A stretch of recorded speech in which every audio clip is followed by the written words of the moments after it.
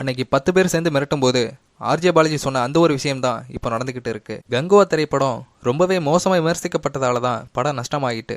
இதே போல தான் வேட்டையன் இந்தியன் 2க்கும் நடந்துச்சு. அதனால தியேட்டர் வளாகத்துக்குள்ள விமர்சனம் செய்யறத தவிர்க்கணும். மக்கள்கிட்ட விமர்சனம் கேட்க யூடியூபர்ஸை அலோவ் பண்ணக்கூடாது. இப்படிப்பட்ட விதிமுறைகள் எல்லாம் அமல்படுத்தணும் அப்படின்ற அறிக்கையை தயாரிப்பாளர்கள் சங்கம் மூலமாக வெளிவந்தது. இதை பத்தி சமீபத்துல ஆர்ஜே பாலாஜி என்ன சொன்னாங்க அப்படின்னா, சில வருடங்களுக்கு முன்னாடி எஃப்எம்ல நான் மூவி ரிவ்யூஸ் பண்ணிட்டு இருந்தேன். அப்போ ஒரு 10-15 தயாரிப்பாளர்கள் என்னை கூப்பிட்டு எங்களோட படத்திற்கு இந்த மாதிரியான ரிவ்யூ சொல்லக்கூடாது அப்படின்னு மிரட்டினாங்க. அப்போ அவங்களுக்கு நான் ஒரு விஷயத்த சொன்னேன். அதுதான் இப்ப நடந்துகிட்டு இருக்கு.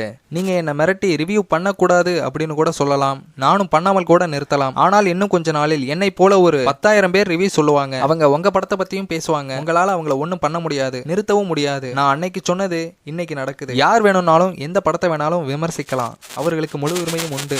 அதை விமர்சிக்க கூடாது அப்படின்னு சொல்றதுக்கு தான் இங்க யாருக்கும் உரிமை கிடையாது அப்படின்னு ஆர்ஜே பாலாஜி அவர்கள் சொல்லியிருப்பாரு.